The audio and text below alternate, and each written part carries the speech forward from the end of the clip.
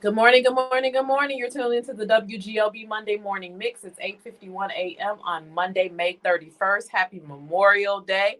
I hope you guys have some plans today to enjoy some good food and some family, and also that you take a moment to honor what the day is about, which is to think about the lives of those that were lost defending our country and were lost in the line of duty. That's really what Memorial Day is about. And so there are individuals right now overseas in places that you probably have never even heard of, have no idea they exist right now in a bunker with a gun to protect the freedoms that we hold so dearly. And so just wanted to just make sure we acknowledge Memorial Day today, besides all the amazing food and laughter and love that I hope that each of you get to experience with your families. And what better way to honor those who are no longer with us than to continue their legacy through love. Also, I would be remiss if I didn't mention that today is the 100th anniversary of Black Wall Street. And for those of you that are not familiar with what Black Wall Street is, it is a community that was built in Tulsa, Oklahoma in the 19 it was built around 1919 because it actually was destroyed on May 31st, 1921, and it actually went into June 1st.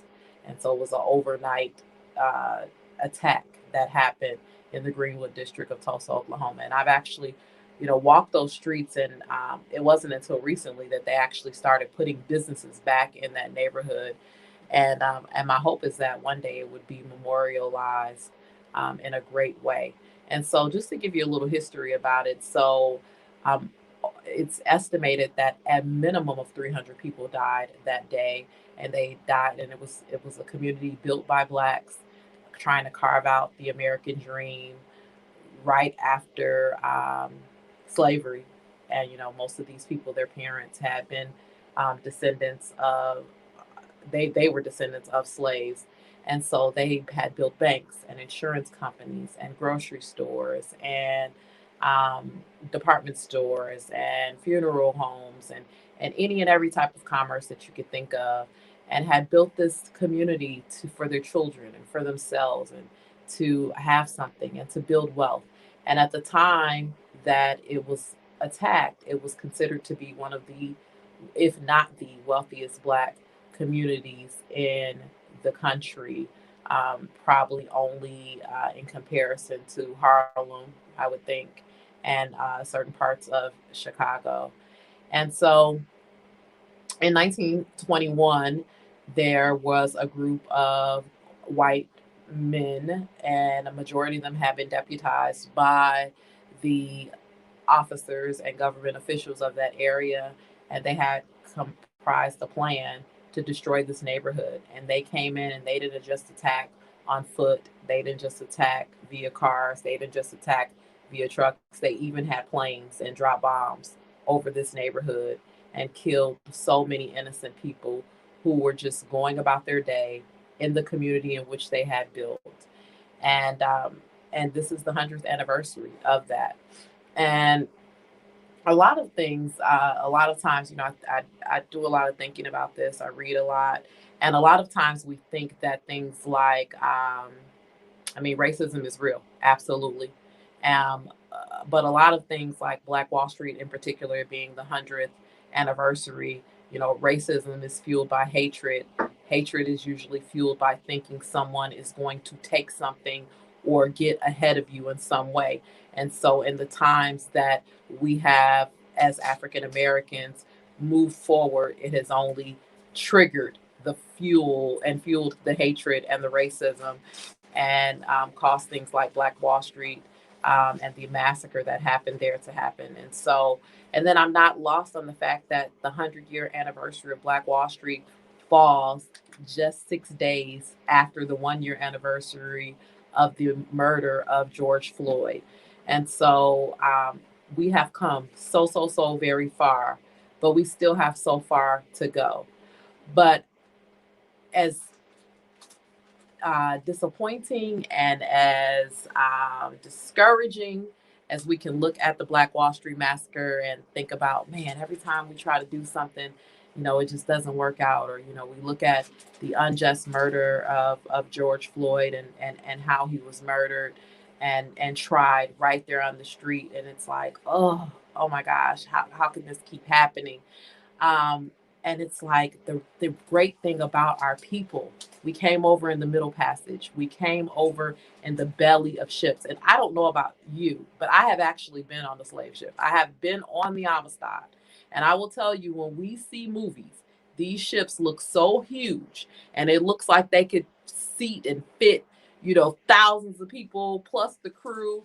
When you get into the belly of the ship where our people were sent over here, it feels as tiny as your bedroom. It's like unbelievable that people were brought all the way from Africa and all the way. I mean, most of us don't even. We look. We talk to friends about flying overseas. My best friend lives in Malaysia. I'm making plans to go see her now that the borders are opening back up. First thing people ask me, how long is that flight? We worried about how long is that flight.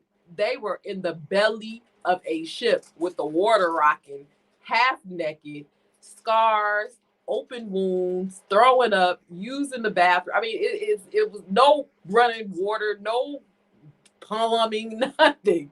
Yet they made it, and they made it, and then they went on to continue to make it, made it through slavery. Juneteenth is coming up, which June 19th is the celebration of when the last of us found out that the Emancipation Proclamation had been signed, and when the news finally made it to Texas, because we didn't have phones back then to just be picking up and sending things to one another. And so people had to actually walk the country and tell people, you free. And for a lot of slaves, you look like, well, what does that mean? I always think about Harriet Tubman's quote. She said, I could have freed more if they would have realized they were slaves. And so I'm saying this to say, let me bring back my point. First of all, I want to honor everyone who lost their lives 100 years ago today in Tulsa, Oklahoma. And I also want to lift them up as trailblazers, because if they were willing to do that, you think that they didn't know the danger that they were under? You think that they didn't understand the scrutiny? You think that the hatred, like this was the culmination of the hatred, the massacre, the bombings, the shootings, the killings. But I'm sure that there were little things that happened prior to this happening, and there were threats made on the neighborhood. I think about, I've read all of President Obama's books. I've read his wife's book. I've read Valerie Jarrett's book, which was one of his chief advisors. And, they were always under threat. And even the day of his first inauguration, he was under threat, and he didn't even mention it to his family. And he still took that walk with Michelle when she had that green dress on, despite knowing. Because I believe that when you know that your purpose is bigger than you, that there are chances that you're willing to take. And when you know that the legacy that you want to leave is bigger than you, that you're not just doing it for you, that you're not just doing it for your family, but you're doing it to change the world, then that's a different type of motivation. That's a different type of discipline. And that's what individuals like that had. When I think about Dr. Martin Luther King Jr., when I think about when I go to Atlanta, I never go to Atlanta without visiting his childhood home and without visiting Ebenezer Baptist Church.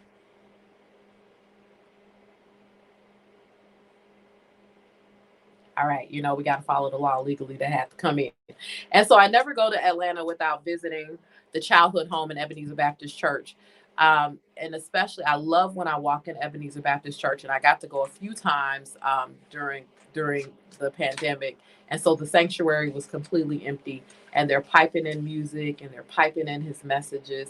And I got to sit on the front pew and look up at the pulpit and think about him and his father ministering, knowing that they could walk right out of the church and be assassinated at any moment. I think about Mahalia Jackson standing behind him during the March on Washington, telling him and saying to him, tell them about the dream. Yeah, the famous I Have a Dream speech that we all know and know parts of and heard as a kid. This was literally a dream that God planted in Dr. King's heart to share that day. And if you read about individuals like himself, like President Obama, most presidents have speech writers. President Obama took his speeches very seriously, wrote a majority of them himself. You know, he may have had editors and things look over it, but it was his heart that was speaking to the people. And when he didn't know what to say, you think about what happened at Emmanuel Church in South Carolina when Senator Pinckney, who was also the senior pastor of that church, was murdered down along with his with many members of his congregation, a majority of them elderly, by Dylan Roof a few years ago. Um, and you think about when President Obama came to do his eulogy, and he didn't know what to say, and he just started singing "Amazing Grace." And to me, that was a very spirit led moment, and it was a very authentic moment. And so, when you think about all of these things that people have done for you to enjoy the freedoms you have today, we spend so much time focused, and police injustice is is real. Uh, Racial profiling is real. Racism is real. I'm not trying to negate or deny any of those things. What I'm trying to say is that despite all of those things, despite being brought over through the Middle Passage, despite 400 years of slavery, despite Jim Crow, despite separate but equal, despite segregation, despite the laws that are still on the books today, despite the amount of incarceration that happens amongst our people, despite a pandemic that seemed to be uh, focused more on taking more of us than anyone else, that there is still possibility, that there is still opportunity, that there is still a way for you to build and make and do. And if individuals from our past, when things were even more tense and even harder and even less fair than they are today, and even like we still don't have equal rights, but they were even less equal than they are today. And if they can build something like Black Wall Street, knees knocking, don't think they weren't scared, but they were like, we're doing this. We are going to focus on being the change we want to see, to quote Gandhi. If they can do it, what's stopping you? What's stopping you from making a difference in our community? What's stopping you from starting that business? What I am sitting here in a radio station broadcasting to you because of the late Pastor Joel J. Kinlow and his belief in building legacy, his belief in building businesses, his belief in building commerce. This is one of a few businesses that he owned and sustained in such a way that now his children run the station. And so that is the type of legacy that I am inspired to leave for my children. And I hope that you are inspired to leave something for your children as well, and for this community and for this world. Like what can you do? We all can do something. We all are the solution to a problem. We all are the answer. And it doesn't have to be, I know I mentioned Dr. King and I mentioned President Obama and I mentioned Pastor Kinlow. It doesn't have to be that big. It could be changing the life of one young person. It could be getting one young person to make a decision that stops them from going to jail or committing a crime. It could be feeding a homeless person. It could be feeding a whole group of homeless people. It could be making sandwiches and passing them out. It could be donating clothes to group homes, to shelters. It can be mentoring. There's so many things we can do. I act as a business mentor for those going through the Maximus and W2 program. And when I tell you these young people inspire me, most of them have been homeless. Most of them have come out of abusive homes. Most of them were displaced for their homes and it was beyond their control. And so when I have an opportunity to help them to learn about business and to fulfill their entrepreneurial aspirations, I consider it an honor and I consider it a gift that I receive, that I'm able to gift them with the knowledge that I've acquired. And so, what can you do in the service of others? And thinking about our prayer this morning, anyone out there who is feeling down, who's feeling anxious, who's feeling depressed, who's feeling like life is getting the better of them and they're not sure what to do next, I will tell you this: the best way to forget about your problems is to find yourself lost in the service of others, because I know someone out there would trade with most of us in a moment when we really sit down and think about whatever it is that we're stressing about. And I don't know why we're stressing about it when God already worked it out. The race is rigged and you have already won. You just have to believe. And even when it looks like you're losing, even on your worst day, you're still winning, because you only lose if you quit. And remember, the race is not given to the swift, but given to the one who endures to the end. And so just keep going. All right, we're going to get back to the music. Talk to you later. Thank you. Tarjay. Tarjay. I love your candles. I burned them all day yesterday. Love them. Make me more like you. Thank you guys for tuning in. I know it's Memorial Day. A lot of you guys are just waking up, lucky folks. And I hope that you have a great day planned. Watch me. This is Tamala Mann, Change Me. And yeah, I just have to pay homage to Black Wall Street and the 100th anniversary of Black Wall Street. I've been to Tulsa many times. I used to have to go there for business a lot. And it's an interesting city. And when you get to that Greenwood district, and when you get to certain areas, there's two bank robbers. I can't think of their names right now. Two white bank robbers in that Tulsa area, and their life has been more memorialized, and their chalk outlines are sitting there than Black Wall Street. The last time I was there, it's probably been about 5 years, and so not that we want to memorialize death and the people that lost their lives there, but we want to pay honor to those who built wealth there. Because if they can build wealth in 1921 in the midst of everything that was happening, what can we do in 2021? What can you do in 2021?